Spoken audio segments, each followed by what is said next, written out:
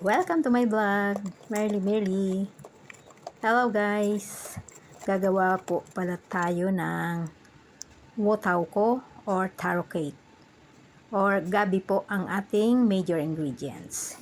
This is a Chinese New Year traditional cake.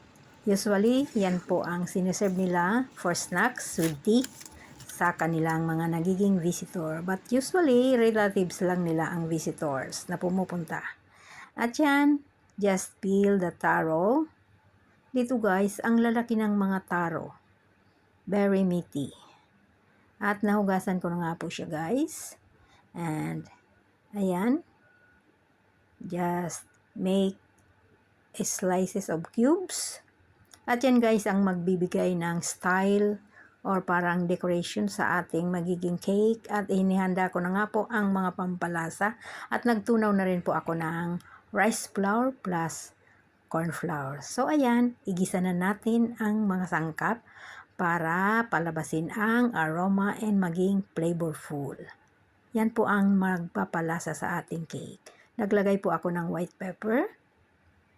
At yan, lagay na natin ang ating taro or gabi. Igisang muli.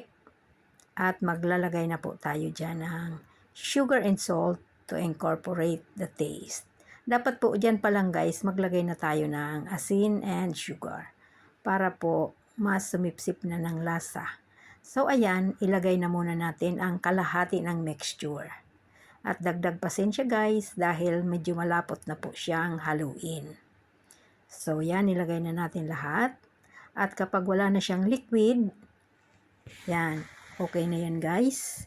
So, ilagay na natin sa ating grease molder. Double formula po pala siya guys, kaya dalawa rin na molder ang magagawa natin. So just push it para maging sealed siya, and ayan, nag-decorate na tayo or nag-garnish na tayo ng mga ginisang pampalasa. At yan, steam for 30 to 35 minutes. At yan, tapos na nga guys mag-steam. Garnish it with sesame seeds and Chinese parsley or kinchay. So palamigin and sealed it and put in the refrigerator for future use. And enjoy with this delicious dim sum, our wotako or gabi taro cake.